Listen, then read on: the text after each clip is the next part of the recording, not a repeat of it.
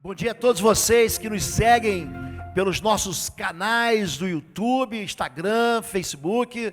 Hoje é um dia especial na vida de Bom Retiro. Nós recebemos aqui a presença, eu vou te apresentar como meu amigo, pode ser assim? Melhor sim. Pastor Uquias é a maior voz profética hoje no meio batista. Pastor Uquias, ele é presidente da Convenção Batista Brasileira e ele tem ajudado ao mover batista. Ele tem direcionado pastores, ministros e tem levado ao crescimento do evangelho que tem sido ministrado através das nossas igrejas. Pastor Uquias foi um homem que sempre me tratou com muito carinho e amor, a minha pastora Fabíola. Houve um tempo que eu chorei muito no seu ombro e o Senhor teve muita paciência comigo e muito amor comigo. Então é com toda a honra que eu estou recebendo o Senhor aqui. Ali, diante daquelas câmeras, vão ter milhares de pessoas, pastor, ouvindo uma voz que o Senhor Deus colocou no teu coração. Então aqui o Senhor está em casa, pregue como se fosse para a sua igreja, pregue como se fosse naquelas convenções enormes batistas que o Senhor já está acostumado. Amém? Deus querido e Pai, o teu filho, Pai, tem sido irrepreensível diante do Senhor e diante dos homens. O seu conselho e a sabedoria que o Senhor deu para o teu filho tem moderado, tem ensinado, tem dirigido os corações de toda a nossa convenção. E hoje o teu filho abriu um espaço de uma agenda concorrida para poder ministrar esse rebanho que se reúne em Bom Retiro. Eu quero pedir que a tua bênção seja sobre ele e que o Senhor faça ele sensível à voz do teu Espírito, porque nós viemos aqui ouvir a voz do Senhor que sai pela boca do teu filho em nome de Jesus. Amém? Você que nos segue, nosso endereço é Avenida Desembargador Gucimas, 1772, hoje 10 da manhã e também às 19 horas nós estamos esperando você. Deus abençoe. Que a graça e a paz do Senhor Jesus estejam com todos, amém? Quero primeiramente expressar minha alegria de estar com os irmãos, especialmente de estar com o Lobo. O Lobo é um amigo querido de longas datas, estudamos para o concílio dele, depois estudamos para o concílio da pastora Fabíola, e tem sido uma alegria estarmos juntos, e é muito bom a gente ver o que Deus está fazendo nesse lugar. Desde o início, quando ele sentiu de Deus que viria para Bom Retiro, e as circunstâncias apontavam outra coisa, nós temos acompanhado essa jornada e estamos muito felizes com o que Deus está fazendo, e eu sei que coisas maiores ainda virão para a honra e glória de Deus. Que Deus continue usando, pastor Lobo, sua vida, usando a Igreja do Bom Retiro para abençoar o reino de Deus. Quero expressar minha gratidão pela oferta dos 2 barcos, dos 2 botes, lá no Amazonas. A Convenção Batista Brasileira tem um projeto bonito na Amazônia. Nós vamos onde o Estado não consegue chegar. Nós levamos educação, saúde, cultura e salvação onde o Estado brasileiro não chega. A ação missionária dos batistas brasileiros é uma ação extraordinária. A Junta de Missões Mundiais, com cerca de 2.000 missionários no mundo, e a Junta de Missões Nacionais, com 1.000 missionários no Brasil, somando essa força-tarefa, são 3.000 missionários. E nós temos informações objetivas, não podemos falar de maneira mais direta, mas nos coloca entre as maiores agências humanitárias do mundo. Não podemos divulgar porque em muitos lugares onde a gente atende com café, almoço e janta, com clínicas odontológicas, médicas, ali estão profissionais liberais pregando o Evangelho e fazendo ação humanitária. Por isso, é uma alegria muito grande quando a gente chega na Convenção Batista Brasileira e descobre o trabalho desses mais de 14.000 templos no Brasil realizados através das nossas juntas missionárias. Isso alegra muito o nosso coração. Mas feliz em ver o que Deus está fazendo aqui, feliz em perceber que Deus tem abençoado este ministério. Eu gosto muito de Elias. Essa semana eu pensei em pregar sobre Elias. Estudei sobre Elias, Elias me encanta. Mas eu comecei a orar dizendo assim: Deus, o que é que o povo do Bom Retiro precisa ouvir? Eu sei o que eu quero falar, mas o que é que o Senhor quer falar? E hoje de manhã, gente, a primeira coisa que eu faço ao acordar, eu desligo o equipamento, primeira coisa que eu faço é ler o versículo do dia. Porque o versículo do dia tem indicado a mim uma postura, um preparo, um desafio. Quando eu leio o versículo do dia, eu tento aplicar ao meu viver. E quantas vezes Deus se revelou a mim pelo versículo do dia? No dia que eu fui eleito presidente da Convenção Batista Brasileira, o versículo do dia foi: porque Deus não nos deu um espírito de covardia, mas de coragem, de amor e de moderação. E para assumir a Convenção Batista Brasileira tem que ter muita coragem. E eu não sabia que Deus ia me colocar nessa função. Mas o versículo do dia falou ao meu coração. O versículo de hoje está lá em Romanos, capítulo 12, versículo 1, diz assim: rogo-vos, pois, irmãos, pela compaixão de Deus, que apresenteis o vosso corpo em sacrifício vivo, santo e agradável a Deus. E aí o sermão que eu queria pregar foi para o espaço, porque na minha concepção, Deus está querendo que nós meditemos nesta manhã sobre Romanos capítulo 12. E eu quero começar fazendo uma pergunta a você. Você vive para quem? Para quem você vive? Você vive para quê? Para que você vive?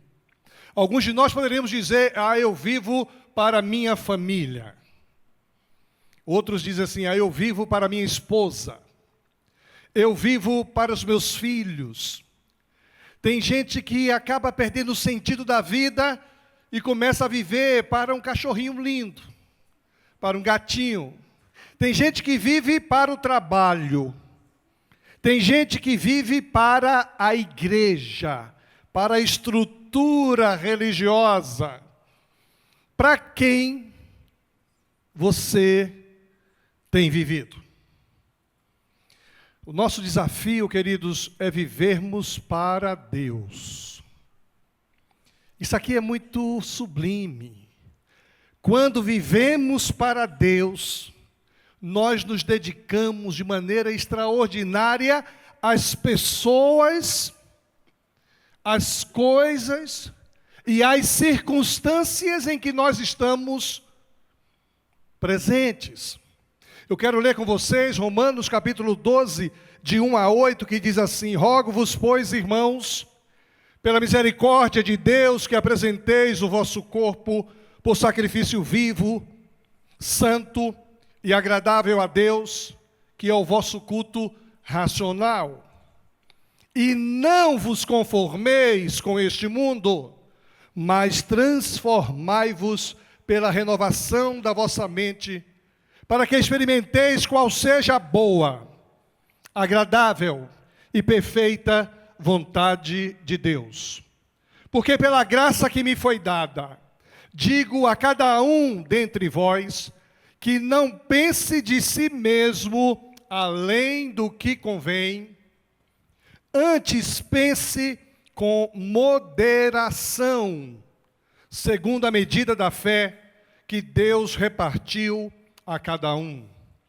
Porque, assim como num só corpo temos muitos membros, mas nem todos os membros têm a mesma função, assim também nós, conquanto muitos somos um só corpo em Cristo, e membros uns dos outros. Tendo, porém, diferentes dons, segundo a graça que nos foi dada, se profecia, seja segundo a proporção da fé. Se ministério, dediquemo-nos ao ministério. O que ensina, esmere-se no fazer. Ou o que exorta, faça-o com dedicação. O que contribui, com liberalidade. O que preside, com diligência. Quem exerce misericórdia, com alegria. Interessante que esse livro, essa carta de Paulo aos Romanos, e olha como Deus é lindo. Nós vamos falar aqui de graça, e nós cantamos 2 músicas sobre graça. De manhã, decidi que Deus queria que falássemos sobre Romanos, pastor Lobo leu Romanos. E você que está aqui hoje, não está aqui também por acaso. Deus está querendo trazer uma comunicação efetiva ao seu coração, porque o nosso Deus é um Deus que conhece todas as coisas. Nós sabemos o que estamos fazendo, Ele sabe o que nós faremos. Então não é à toa que eu estou aqui, não é à toa que você está aqui, e não é por acaso que Deus nos direciona a pensar em Romanos, em pensar em graça. O apóstolo Paulo, escrevendo aos Romanos, do capítulo 1 ao capítulo 11, Paulo aborda o sacrifício de Cristo, aquilo que Ele fez por nós. Mas do capítulo 12 para frente, ele vai abordar o sacrifício que eu e você precisamos ofertar a Deus. Até o capítulo 11, ele tratou da doutrina. Agora, ele trata da ética, de como vivemos. Ele passa da teologia para a vida, da compreensão para o viver. Ele faz uma transposição do ensino para o dever, do saber para o viver. F. Bruce afirma que a Bíblia nunca ensina uma doutrina para torná-la simplesmente conhecida. A Bíblia ensina para que seja transformada em prática. Nada da Bíblia é apenas para dar a nós conhecimento. Tudo na Bíblia é para que nós passemos a viver, decidir, pensar, realizar. Tudo na Bíblia tem por objetivo gerar em nós uma transformação na maneira de ver, de perceber, na maneira de encarar o viver. Por isso a Bíblia nunca ensina uma doutrina para torná-la simplesmente conhecida. Ela é ensinada para que seja transferida para a prática. Paulo ensina uma exposição doutrinária do capítulo 1 ao capítulo 11, e do capítulo 12 em diante uma exortação prática, ética, interligando as duas coisas no capítulo 12, versículo 1, com a conjunção pois. Rogo-vos, pois, irmãos. No capítulo 12, Paulo foca nos relacionamentos. E a nossa vida, ela é feita de relacionamentos. Nós nos relacionamos uns com os outros. Nós nos relacionamos com Deus. Nós nos relacionamos conosco mesmo. Em algum momento da minha vida, eu me pego falando sozinho. Começo a falar comigo mesmo. E aí, quando eu sei que vou enfrentar um grande desafio, eu começo a ensaiar, muitas vezes, como é que eu vou. Eu imagino você ministrando louvor, você hoje, diante do espelho, você começou, e essa música Não Há Nada, que coisa linda. Já botei no Instagram, e fiz uma filmagem, já marquei a igreja, já botei no Instagram, porque de fato não há nada, nada melhor do que o nosso Deus. Nós nos relacionamos com pessoas, e a carência de relacionamento é tão grande que nós agora estamos aprendendo a nos relacionar com os equipamentos, com os PPTs, com os robôs, com as Alexa, e a gente tem uma relação afetiva, muitas vezes, com o equipamento. E, às vezes, nós deixamos de nos relacionar com quem Deus se colocou ou colocou ao nosso lado, ao nosso redor, para termos um relacionamento verdadeiro, efetivo e afetivo. A minha relação com o pastor Lobo é um relacionamento que não é de hoje. Me lembro desde o início. E esse jeito dele, assim, muito característico, né? Muito simpático, muito gentil. Sempre é fácil se relacionar com o Lobo. Eu não tenho nenhuma dificuldade. O nome dele é esquisito, né? Como é que você se relaciona bem com o lobo? Mas esse é o cordeiro, né? É tão bom se relacionar com ele, com a Fabíola, tão gostoso, são amigos verdadeiros. Você tem se relacionado com quem? Com quem você tem se relacionado? Qual tem sido a efetividade deste relacionamento? Você tem emitido? Você tem recebido? O que você emite produz transformação, produz mudança, gera insights. Com quem você se relaciona tem produzido em você transformação, percepção, mudança de pensamento, de comportamento. Nesse capítulo 12, Paulo foca nos relacionamentos. Primeiro no relacionamento com Deus. Depois no relacionamento conosco mesmos. Depois no relacionamento com o próximo, com o outro. O pastor Hernandes Dias Lopes, comentando sobre esse texto, ele diz: uma vida transformada tem relacionamentos transformados. Uma vida transformada gera relacionamentos transformados. Lembra da história de Jó?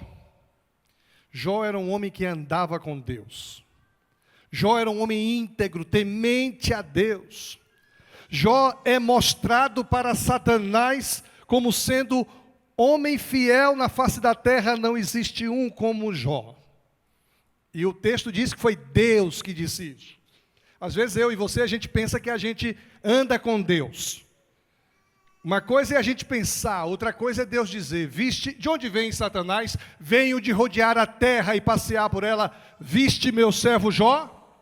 Homem íntegro e temente a mim não há na face da terra.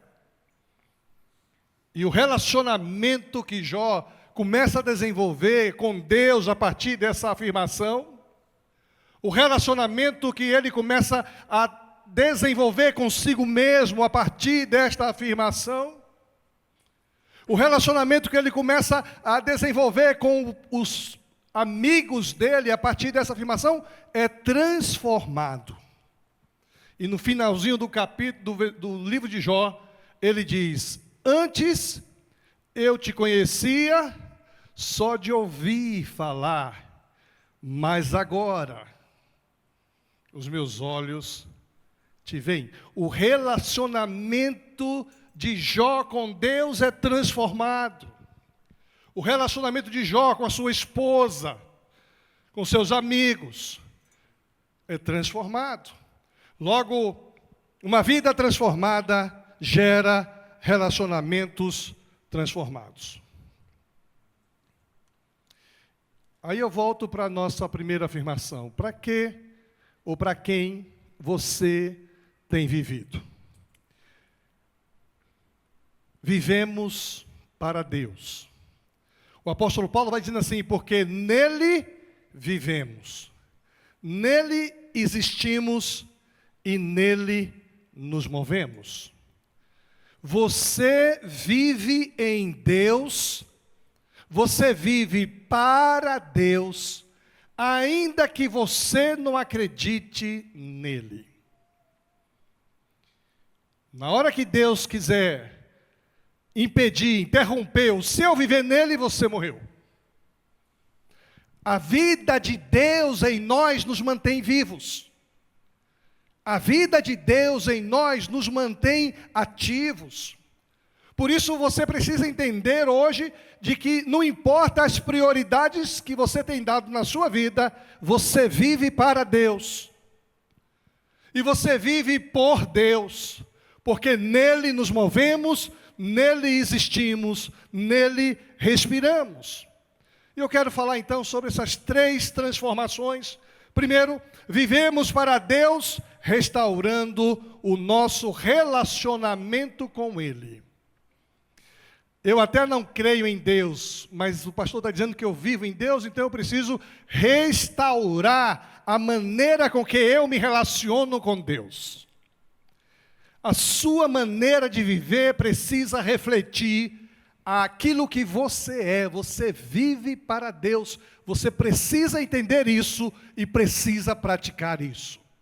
Portanto, meus amados irmãos, eu rogo, eu suplico, entreguem o seu corpo como sacrifício vivo, vivendo para Deus, aceitável, agradável a Deus. Cristo entregou seu corpo na cruz como um sacrifício por nós, varrendo todas as vítimas mortas do altar. Não há mais necessidade de trazermos aqui um animal, imolarmos um animal no altar, não há necessidade disso.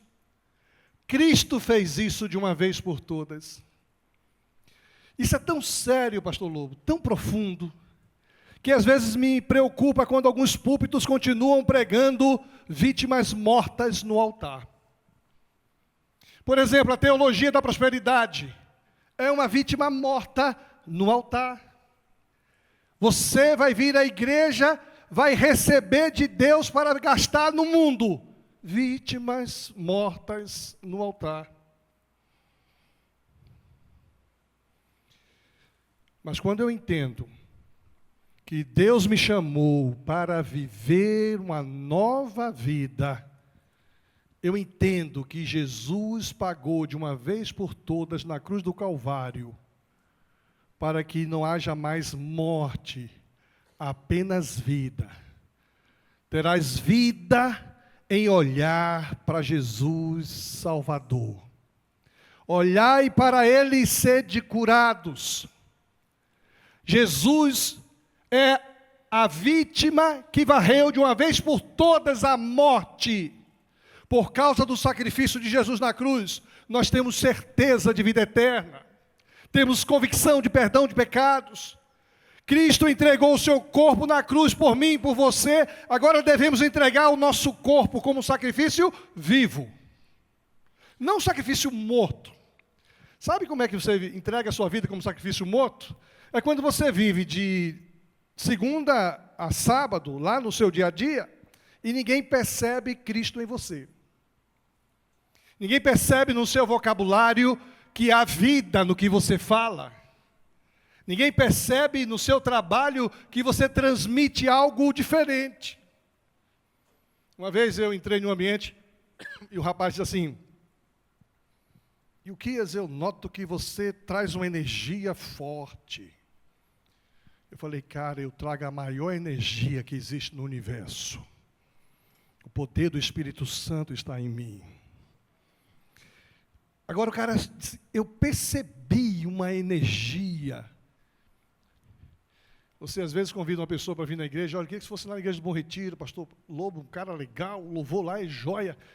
O baterista, não sei, a banda é maravilhosa. Eu vou fazer uma inferência agora, cadê o baterista? Deixa eu ver se ele é digno de elogio. Se não tiver aqui, já... Tá, defende ele aí, que eu já ia bater nele aqui. Davi.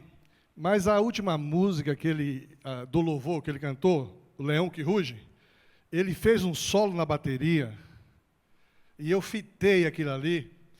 E o cara, gente, mas jogou bonito. Sem olhar para a bateria. E ele conseguiu acertar todos os passos e compassos. E a expressão corporal dele naquele momento, ele viveu aquilo. Se você não prestou atenção, assista o culto depois no YouTube e veja a hora. Não sei se o pessoal da câmera pegou aquele momento. Então, vamos na nossa igreja, tem um baterista maravilhoso, e depois que ele louva, ele vai trabalhar no Ministério Infantil. Aí alguém diz assim, mas você é crente? Eu sou cristão. Porque a vida desse crente é uma vida morta. E aí, gente, aí o negócio fica apertado, viu, pastor Lobo? Quisera foste quente ou frio, mas porque és morno. Como é que diz o resto do versículo? Vomitar-te-ei da minha boca. Não há mais espaço para sacrifício morto.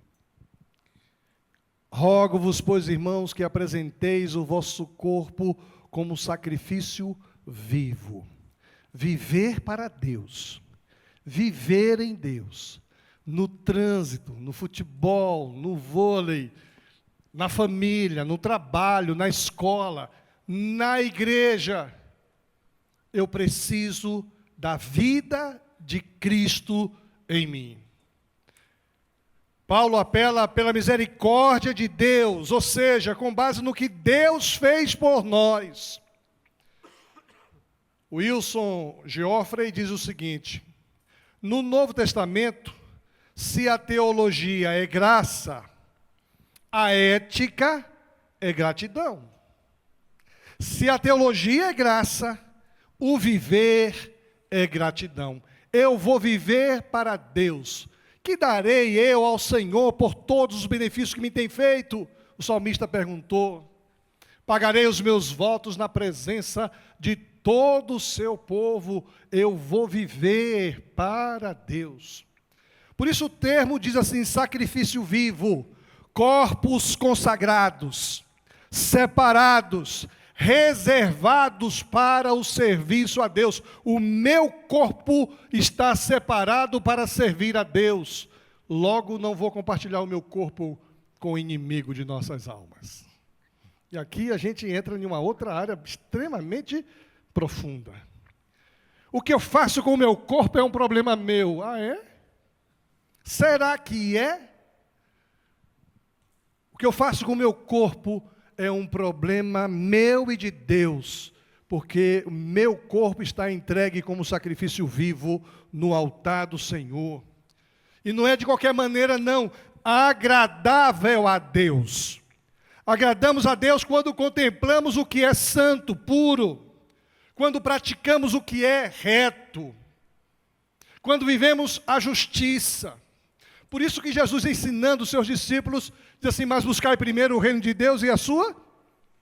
Eu não posso pender para o que é injusto, nem na esfera pessoal, muito menos na esfera social. Por isso Jesus vai instruir os discípulos, dai a César o que é de César. E a gente está vivendo aí um momento, acabamos de pagar o imposto de renda. Pagar imposto de renda no Brasil é terrível, gente. Quem paga imposto de renda sabe como é ruim. Quando eu ganhava menos, eu ficava sem entender porque que esses caras ganhavam bem e reclamavam do imposto de renda. Eu queria eu ganhar como ele ganha. Se eu ganhasse o que esse cara ganha, eu nunca reclamaria de pagar imposto de renda.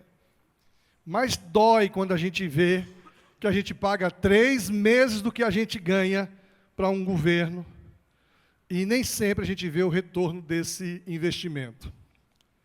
É difícil dar a César o que é de César. Ah, mas quando a gente vive para Jesus, a gente dá a César o que é de César, dá a Deus o que é de Deus, sabendo que o meu Deus suprirá todas as vossas necessidades em Cristo Jesus. Aí alguém diz assim, é impossível ser um empresário honesto no Brasil e pagar todos os impostos. Eu conheço vários. Pagam os impostos direitinho. e a empresa cresce, e ele ganha mercado, e ele tem equipamento novo, porque Deus supre todas as nossas necessidades. Viver para Deus, renovando a nossa maneira de pensar. O desafio de passarmos da conformação para a transformação. Antes eu mentia, agora não minto mais. Antes eu roubava, agora não roubo mais. Antes eu adulterava, agora não adultero mais. Antes eu vivia a luxúria do prazer pessoal, hoje eu não vivo mais, eu vivo para Deus. O desafio de passarmos da conformação para a transformação. Não devemos adotar o padrão transitório desse mundo. O mundo jaz no maligno, e tem muita gente querendo viver os valores do mundo, sem perceber que isso é transitório. Tem coisa mais concreta. John Stott diz que Paulo usa duas palavras aqui para forma. Ele usa a palavra esquema, que traz a ideia de uma aparência exterior, referindo-se a uma forma que muda todo dia. Hoje eu estou aparentando isso, amanhã eu quero aparentar outra coisa. Mas a outra palavra para forma usada por Paulo nesse texto está falando da essência interior, uma forma imutável, que vem de dentro para fora. Quer ver um negócio? Antes, quando alguém virava avô, geralmente avô de primeiro neto, é babão. É isso, pastor Lobo? Avô de primeiro neto é babão. E avô de primeira neta é mais babão ainda. E quando eu ouvi essa conversa, eu disse assim, vem esse papo furado de avô. Esse cara tem algum problema. Até que um dia nasceu a minha netinha, Laurinha. E quando eu soube que a minha nora estava grávida, que ia nascer a Laurinha, eu recebi aquilo normalmente. Depois, quando a gente foi visitar, depois que o bebê nasceu, a minha nora perguntou assim, e aí, vô, quer segurar a netinha? Eu falei, posso. Veja, eu não queria, né? Posso. E quando eu peguei aquela pequenininha no colo e fiquei olhando para ela, o olhar dela se dirigiu ao meu olhar. Gente, acredite, você já é avô? Então você não está acreditando nessa conversa, não. Não estou, não. Metade. Mas não é a mesma coisa. Não é a mesma coisa.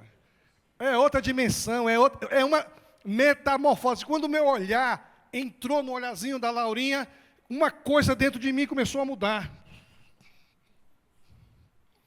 E eu desabrochei. Hoje, eu sou um homem feliz, realizado.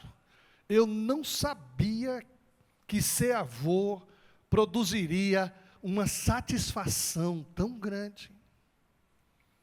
Gente, e não tem conversa, viu? Tudo que ela quer, eu dou. Vocês não fazem ideia. Eu ando viajando muito o Brasil. Semana retrasada, estava lá em Salvador. Cheguei de Salvador na segunda-feira, na terça-feira de manhã peguei o carro, peguei a Fátima, fui para Campo Grande passar o aniversário da minha neta. E ali, gente, é tudo que ela quer. Vovô, eu diga, meu amor. A gente vai passear no shopping. Vovô, eu quero carrinho. Qual carrinho que você quer? Aí para, vovô, eu quero. Aí eu pego. Aí eu disse, pai, para com esse negócio, está mimando demais a menina. Então, quem é avô sabe do que eu estou falando. Mas o ponto aqui não é só para gerar ciúme a quem ainda não é avô. Mas o ponto aqui é essa transformação que vem de dentro para fora. É algo que produz em nós. Transformar aqui no texto é o mesmo usado para o Monte da Transfiguração, quando o autor de Mateus diz que foi transformado diante deles. O rosto foi transfigurado, transformado. Seria uma metamorfose, uma mudança que ocorre de dentro para fora. Rogo-vos, pois, irmãos, que transformeis. E observe que tem a parte de Deus nesse processo, mas tem a minha parte também nesse processo. Eu faço por onde a transformação chegue. Eu escolho, eu penso por onde a transformação vai acontecer. Agora, o Warren Wiersbe diz o seguinte: se o mundo controla a nossa maneira de pensar, nós somos conformados. Mas se Deus controla nossa maneira de pensar, nós somos transformados. Nós vivemos um momento tão complicado nesse mundo, nesse Brasil. E como presidente da Convenção Batista Brasileira, eu sou provocado todo dia a me pronunciar por um assunto que está sendo pautado pela mídia. E a nossa diretoria fez uma escolha. Nós não seremos pautados pela mídia, nós seremos pautados pela palavra de Deus e pela direção do Espírito Santo de Deus. Presidente, a convenção precisa falar algo sobre isso. Falei, não precisa. Por que precisa?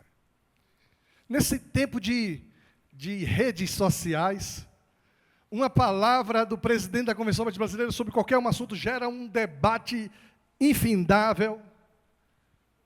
Mas muitas vezes nós, não instituição e não função, somos pautados pela mídia. Nós começamos a pensar o que a gente ouve, o que a gente vê na rede social, e de repente nós estamos travando ali um debate infindável, não edificante. Mas a ordem é: transformai-vos pela renovação da vossa maneira de pensar. Vivemos para Deus, precisamos restaurar nosso relacionamento com Deus. Como é que você se relaciona com Deus?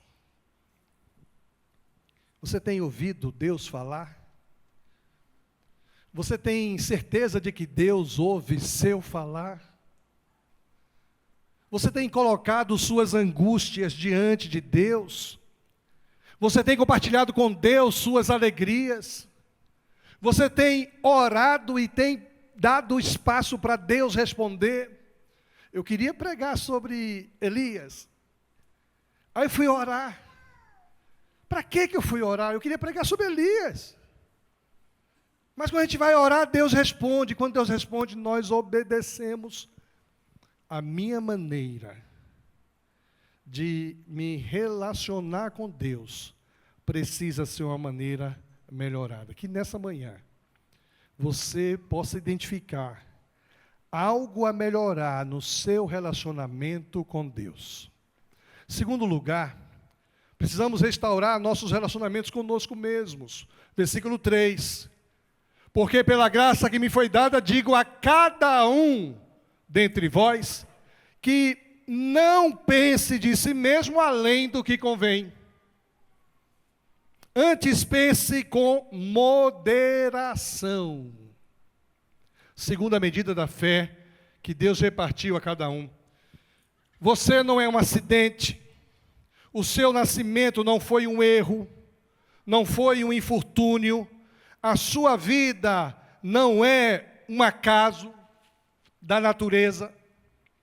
Seus pais podem não ter planejado sua vinda, seu nascimento, mas Deus certamente fez isso.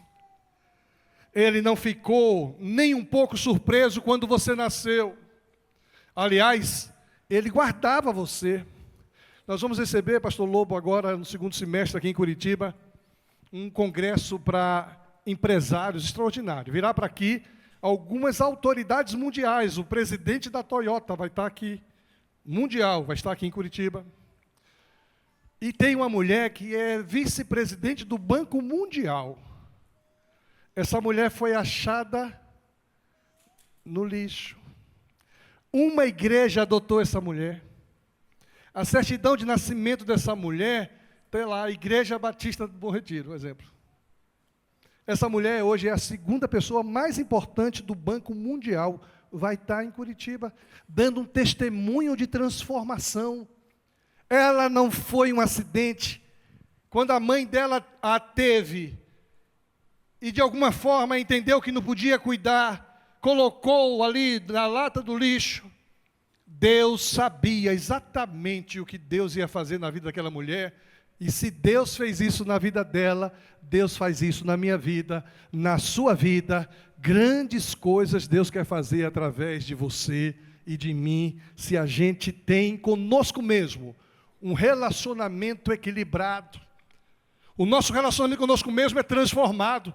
Os complexos, as síndromes, os contextos que vivemos no passado não determinarão o que a gente vai ser no futuro, porque eu vou mudar a maneira de enxergar o meu viver. Não pense de si mesmo, diz o texto. O cristão precisa ter uma visão correta de si mesmo. Não pense além do que convém. Alguns de nós temos mania de superioridade, complexo de superioridade. Achamos que somos mais do que o que somos. Na verdade, o que é que nós somos? Instrumentos na mão de Deus, ponto final. Eu onde estou, você onde você está. Não pense que você é superior, porque você não é. Não pense de si mesmo além do que convém. Devemos evitar esse sentimento de superioridade, porque ninguém é maior do que ninguém. Devemos ter de nós mesmos um conhecimento, um conceito equilibrado, diz o texto. Também devemos evitar termos um sentimento de inferioridade. Eu sou menor do que todos. Lembra daquele juiz lá, está faltando o nome dele, que ele diz: eu sou o menor da minha casa, a minha casa. Gideão. Gideão diz assim: eu sou da menor tribo de Israel, e na minha tribo eu sou da menor família, e da minha casa eu sou o menor. E Deus levanta Gideão como um libertador de Israel. Complexo de inferioridade também não combina com o crente. Ah, pastor, mas eu tenho história. Transformai-vos. Transforme sua maneira de se relacionar com Deus, que a sua maneira de se relacionar consigo mesmo também será transformada. O que é que você é? Como é que você se vê no espelho? Do que é que você não gosta em você? Do que é que você não gosta no seu viver? O que é que produz em você vaidade? O desafio é transformar a maneira com que eu me relaciono comigo mesmo, reconhecendo sim minhas fraquezas, minhas limitações, minha pequenez, mas reconhecendo também minhas qualidades, minhas virtudes, minha potencialidade. Não tenha de si mesmo maior conceito do que convém, porém seja equilibrado. Eu sei do que eu sou capaz, mas sei também do que eu não sou capaz. Terceiro lugar, restaurando o nosso relacionamento com os outros. Aí o capítulo 12, versículos de 4 a 8, traz aqui uma amplitude como nós nos relacionamos. E aí o versículo 5 vai falar que nós precisamos nos relacionar uns com os outros em unidade. Somos um só corpo. Fazemos parte da família de Deus. Embora coletivamente sejamos muitos membros, somos um só corpo. Por isso a conquista da Igreja Batista do Bom Retiro alegra o meu coração. As vitórias desse congresso de casais lá embaixo alegram o meu coração, porque nós somos um só corpo. As conquistas físicas, a beleza do ministério infantil me deixa feliz da vida esse negócio. Eu sou pastor da Lindóia, do outro lado da cidade. Mas nós somos um só corpo, a unidade do corpo de Cristo. O meu relacionamento com os outros precisa passar por isso. Tenho diferença com você nisso e naquilo, mas somos um só corpo, um só batismo, um só Espírito, uma só fé. O versículo 6 diz assim que há diferentes dons em nosso meio, há uma diversidade. A marca das obras de Deus é a diversidade, não a uniformidade. O jeito do pastor Lobo, tem muita coisa no pastor Lobo que eu admiro e gosto. Tem algumas coisas em Ilquias que o Lobo gosta. Se não fosse, não me convidaria para pregar na igreja que ele pastoreia. Tem muita coisa em você que é admirada por muitas pessoas. E você precisa admirar as coisas boas na vida de outras pessoas. Eu acho que já contei isso aqui, se não contei, vou contar de novo. Já está terminando o meu tempo, né? Nem olhei para o tempo. Uma vez um adolescente de 12 anos chegou para mim e disse assim: pastor, eu quero marcar um gabinete. Falei: você quer falar comigo? Eu quero. Diga, querido. Não, eu quero marcar um gabinete. Falei: então tá bom, marquei terça-feira, 15 horas. Quando chega 15 horas na terça-feira, o menino loiro, de olhos azuis, tímido, caladinho, senta em frente. Eu disse: e aí, rapaz, tudo bem? Tudo bem. Você quer um café? Não, eu não tomo café. Você quer uma água? Não, muito obrigado. Falei: o que trouxe você aqui nessa tarde? Se eu vim aqui dizer para o senhor que o meu pai não vale nada. É difícil, hein? É difícil, Lobo, ainda mais que eu conhecia o pai do cara. Sabia que não valia nada mesmo. O que é que eu vou dizer para um menino de 12 anos que reconhece que o pai não vale nada, que vai falar com um pastor, com um homem de Deus? Eu vou dizer para ele: é verdade, seu pai não vale nada. Aí nessa hora eu fiz uma oração, falei: Deus, me dê palavras, o que é que eu vou dizer? Vou dizer que ele tem razão? Eu falei: mas por que seu pai não vale nada? Se meu pai não vale nada, porque ele não para em emprego nenhum. E eu sabia que o cara não parava em emprego nenhum. Eu falei: ih, rapaz. Eu falei: Deus, que palavra eu vou dar a essa pessoa? Aí Deus me deu um insight, eu peguei um papel, uma caneta, falei: vamos lá, seu pai não vale nada. Primeiro, porque ele não para em emprego nenhum. É verdade, eu conheço seu pai e não para em emprego nenhum. Outra razão pela qual você está magoado com seu pai: porque o meu pai não ajuda a minha mãe em nada. Falei: é verdade, não ajuda nada. Terceira razão pela qual você acha que seu pai não vale nada: eu disse, meu pai termina de almoçar, vai lá, fica sentado no sofá, assistindo o Globo Esporte e não quer ser incomodado. Falei: ele tem esse costume mesmo. Me dá a quarta razão pela qual seu pai não vale nada. E ele tentou, não lembrou, mas eu conhecia bem o pai dele, disse: seu pai também não vale nada, por isso, por isso, por isso. É verdade, pastor. Aí eu botei lá quarto lugar. Falei: me dá a quinta razão porque seu pai não vale nada. Ele já não lembrava, mas eu lembrava. Seu pai também não é assim, assim? É isso mesmo. Falei: muito bem. Aí falei: sexta razão. Ele não lembrava, eu lembrava, mas eu preferi ficar calado. Falei: agora vamos aqui do lado. Qualidades do seu pai. Me dê algumas qualidades do seu pai. Disse: meu pai, ele joga bola comigo. Falei: brinca com o filho, uma boa qualidade. Segunda qualidade do seu pai: meu pai, quando está bem, tem um bom humor. Ele é bem humorado quando está bem. E ele me deu 6, 7 qualidades do pai. Quando ele parou, eu disse: mas seu pai também é isso. É verdade. O semblante dele foi mudando. E eu listei lá 10, 11 qualidades do pai. E eu disse: filho, o contexto é o seguinte. Você está descobrindo que o seu pai é um ser humano normal. E todo ser humano normal tem qualidades e tem virtudes. Todo ser humano normal, quando se magoa com alguém, só enxerga os defeitos, só enxerga a mágoa, só enxerga o lado negativo.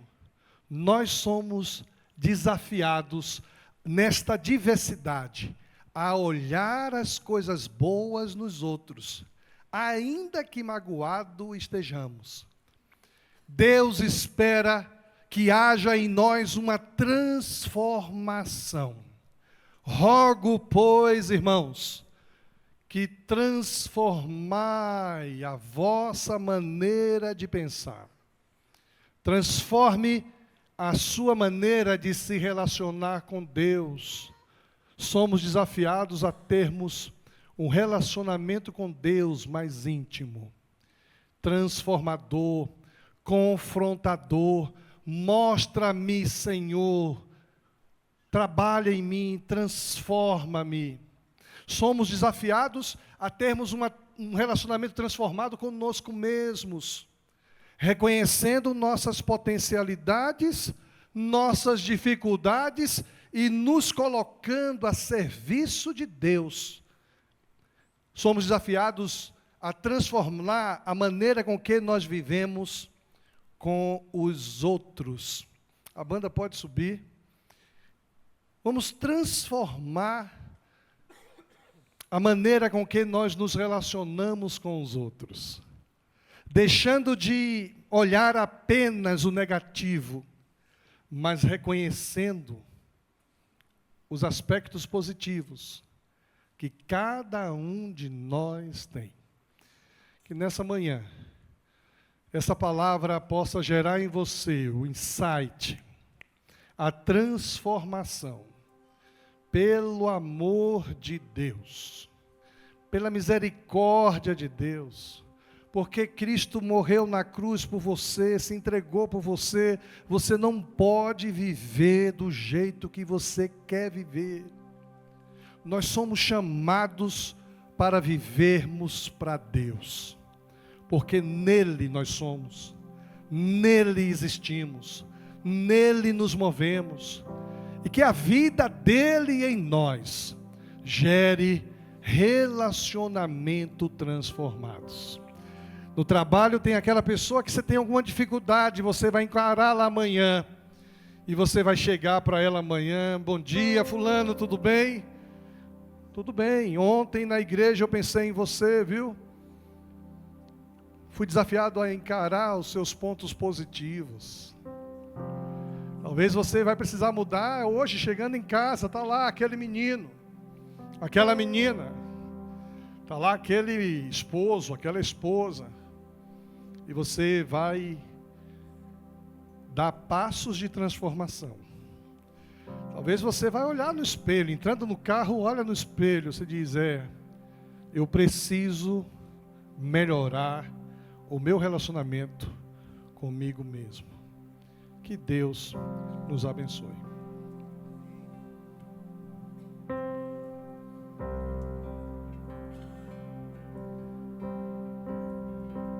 Você pode ficar em pé?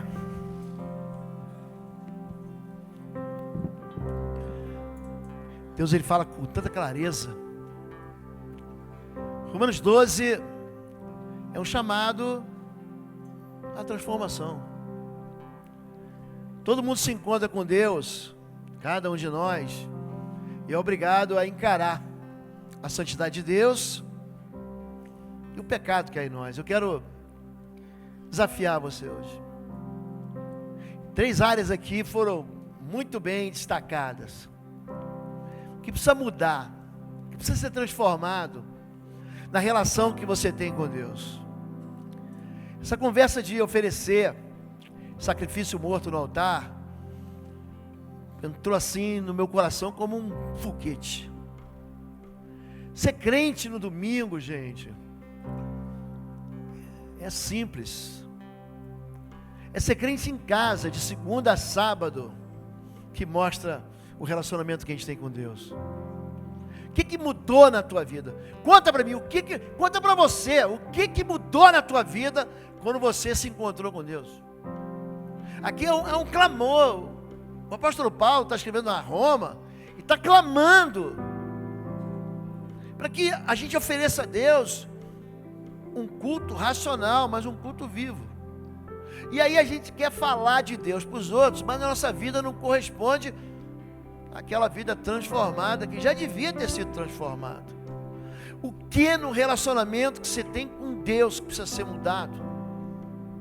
Talvez você tenha medo de Deus. Eu encontro muita gente que tem medo de Deus. Medo de se relacionar com Deus. Medo de Deus dizer assim: Muda o sermão, como mudou o sermão de Elias, para o sermão de Romanos. Muda isso na tua história, vai ser melhor para você, vai ser bom. A vontade de Deus é boa, perfeita e agradável. A nossa vontade é ruim, imperfeita e desagradável. É isso que ele está dizendo. O que precisa mudar no relacionamento que você tem com você mesmo. Tem gente com identidade destruída. Tem gente que Satanás roubou, bateu a carteira e não sabe nem mais quem ele é. Ele não consegue entender que ele é filho de Deus, que ele é sal da terra, que ele é luz do mundo. Ele não consegue entender que ele já foi perdoado. Essa palavra de que Jesus, ele varreu os nossos pecados, gente. Só que você não pode sair daqui do mesmo jeito. Você não é mais obrigado a se relacionar com aquele perdedor, com aquela perdedora que a gente viveu no passado da gente. E a nossa vida transformada por Deus tem que transformar o lugar que a gente vive. Não importa se você tem uma posição de destaque na sociedade, ou não importa se você é um homem comum, como eu sou comum. É transformar aqueles que estão perto de nós. Porque se de segunda a sábado a gente vive e as pessoas não percebem Deus em mim, não percebem Deus em você, se o teu filho, se a tua esposa, se o teu vizinho, se o porteiro do teu prédio, se aquele que convive com você e você vai toda semana, todo dia na padaria, ele não consegue perceber na sua vida que há um poder de Cristo, você precisa mudar. E essa mudança, essa transformação, ela vai acontecer quando? Quando você se encontra com Deus. Você quer isso? Quantos querem ser transformados? Levante sua mão e diga: eu quero. Eu quero. Deus abençoe vocês. Vou orar por vocês. Nós vamos cantar uma canção? Podemos cantar?